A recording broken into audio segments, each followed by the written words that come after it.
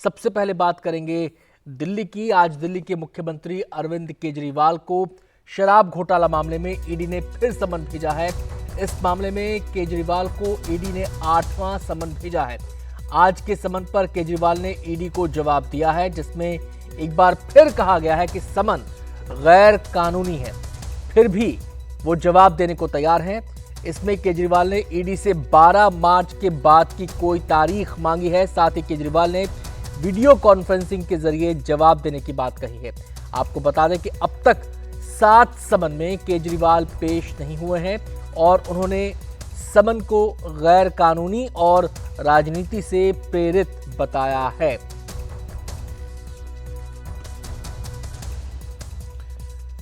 तो केजरीवाल ने एक बार फिर से असमर्थता जताई है, लेकिन ये कहा है कि आगे की किसी तारीख पर वो बात करने के लिए तैयार हैं, जवाब देने के लिए तैयार हैं, लेकिन वीडियो कॉन्फ्रेंसिंग की शर्त उन्होंने रखी है। अब जरा आपको बता देते हैं कि ये पूरा मामला दरअसल है क्या। आपको बता दें कि जिस मामले में ईडी केजरीवाल से पूछताछ करना चाहती है वो शराब नीति घोटाले से जुड़ा हुआ मामला है और ये आरोप है कि इस नीति में अनियमितता के आरोप उन पर लगाए गए हैं। आपको बताएं कि दिल्ली शराब नीति की जांच ईडी और सीबीआई दोनों ही केंद्रीय एजेंसियां कर रही हैं और इसमें ड्राफ्टिंग में अनियमितता का आरोप है, शराब नीति लागू करने में अनियमितता का आरोप है। आपको बताएं कि इसी मामले की वजह से आम आदमी पार्टी के 2 नेता मनीष सिसोदिया और संजय सिंह इस समय सलाखों के पीछे हैं।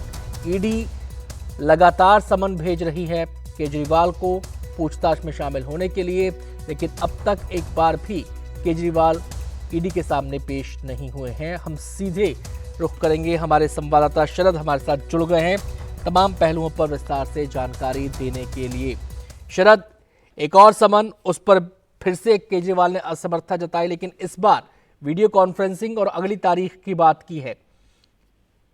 आनंद, देखिए, ये पहली बार हुआ है। अभी तक अरविंद केजरीवाल को 7 समन भेजे गए और 7 को उन्होंने गैर कानूनी ही बताया और बस डेवलपमेंट ये हुआ था अभी तक कि जब ईडी कोर्ट चली गई तो उसके बाद अरविंद केजरीवाल की तरफ से कहा गया, आम आदमी पार्टी की तरफ से कहा गया कि मामला कोर्ट में है और आप कोर्ट के फैसले का इंतजार कर लीजिए।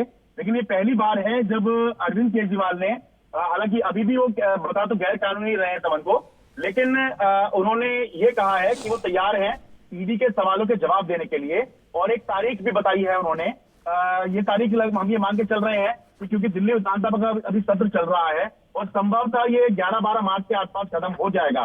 तो अरविंद केजरीवाल ने 12 मार्च की तारीख दी है कि इसके बाद कोई भी तारीख ईडी बता दे, लेकिन उसमें वीडियो कॉन्फ्रेंसिंग के जरिए उन्होंने जांच में शामिल होने की बात कही है। तो ये एक बड़ा डेवलपमेंट है कि बावजूद इसके कि वो ये मेंटेन कर रहे हैं कि समन गैर कानूनी है, लेकिन ईडी के सवालों के जवाब देने को पहली बार शरद, इसे जो केजरीवाल ने अब बात कही है, इसे तो उनके रुख में, उनके स्टैंड में नरमी के तौर पर देखा जाएगा। सवाल यह है कि आखिर इसकी वजह क्या है।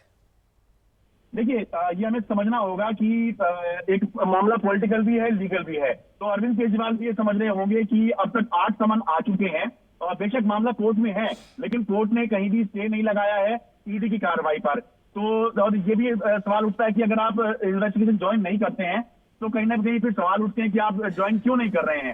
तो अब क्योंकि 8 समन हो गए हैं तो इसलिए अब अरविंद केजरीवाल ने अपने रुख में एक तरह की नरमी कह सकते हैं कि अभी तक सीधा उन्होंने कहा था कि कोर्ट का आप इंतजार कर लीजिए, लेकिन अब कोर्ट की बात नहीं उन्होंने कही।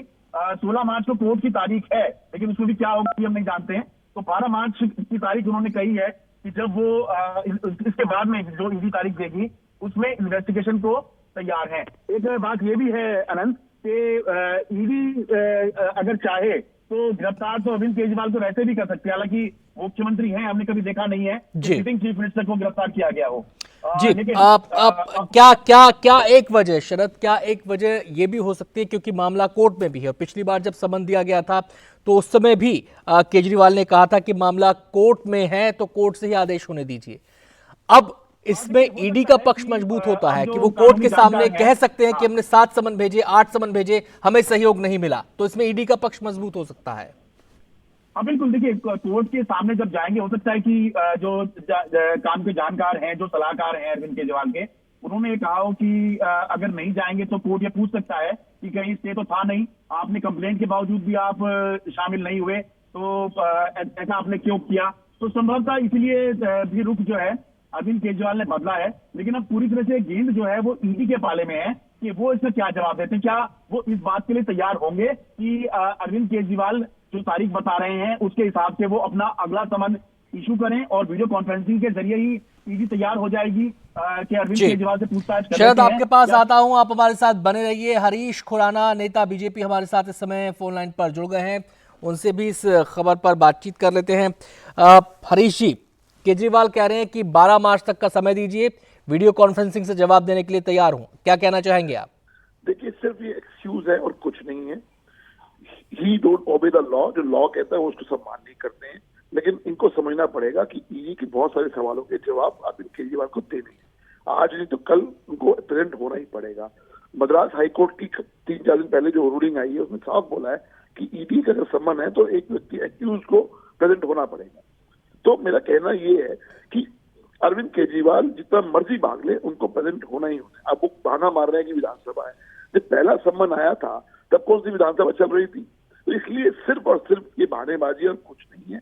लेकिन उनको समझना है कि आज नहीं तो कल, जैसे हेमंत सोरेन का हुआ था कि 10 समन के बाद उनको प्रेजेंट होना ही पड़ेगा, कोर्ट से उनको कोई राहत नहीं मिली थी, तो यहाँ भी उनको कोर्ट से कोई राहत नहीं मिली हुई है।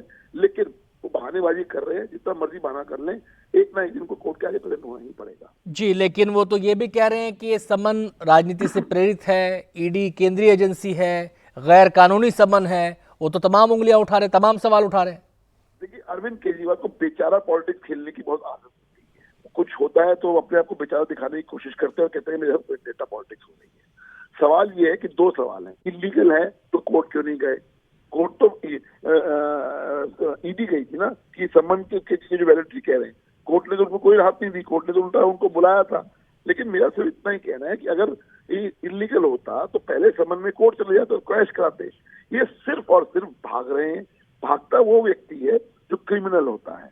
इसलिए मेरा मानना है कि बहुत सारे सवाल हैं। सवाल है 300 करोड़ रुपए का मनी ट्रेल का जिक्र सुप्रीम कोर्ट ने किया। अरविंद केजरीवाल को जवाब देना है।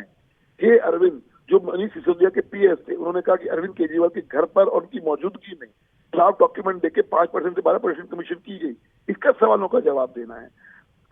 Arvind is my boy, Vijay Nair is my boy, ये सभी हिंदुओं को कहा ना अरविंद केजरीवाल ने, सभी हिंदुओं के शब्द हैं, स्टेटमेंट है। तो ऐसे बहुत सारे सवाल हैं ईडी के जिसको अरविंद केजरीवाल ने देना है। जी, इस शराब घोटाला में हरीश जी, इस शराब घोटाला मामले में आम आदमी पार्टी के 2 नेता सलाखों के पीछे हैं, मनीष सिसोदिया, संजय सिंह। आम आदमी पार्टी की तरफ से सवाल उठाया जाता है कि अगर घोटाला हुआ है तो वो पैसा कहाँ है, कुछ बरामद क्यों नहीं हुआ, कुछ दिखाते क्यों नहीं, कुछ बताते क्यों नहीं, केवल हवा हवाई है सारा मामला। वो तो ये आरोप लगाते हैं। 2 बातें हैं। अगर कुछ बरामद नहीं हुआ तो इनको 1-1 साल से बेल क्यों नहीं मिल रही है? ये बहाना मारती है पीएमएलए एक्ट, ऐसा ये है वो है। इसी के तहत पी चिदम्बरम को बेल मिली, संजय राउत को बेल मिली। तो इसलिए मेयर की बहाना है 1 साल से इनको बेल नहीं मिल रही। और कई मौकों के ऊपर स्पेशली जैसे सुप्रीम कोर्ट ने कहा कि मनी ट्रेल कहीं ना कहीं पकड़ा गया है, इसकी जांच होनी चाहिए, ये सुप्रीम कोर्ट ने कहा। संजय सिंह के बारे में कहा कि प्राइमा फेसी लग रहा है कि ये जो एक्यूज हैं वो कहीं ना कहीं संलिप्त है इस शराब घोटाले में। ये मैं नहीं कह रहा, माननीय न्यायालय कह रहा है। तो अपने आप को न्यायालय से ऊपर मानते हैं क्या? न्यायालय की जो टिप्पणी है उसको तो आप उसके बारे में जो आप जिक्र करिए ना। इसलिए मेरा कहना है कि सिर्फ और सिर्फ बहानेबाजी है।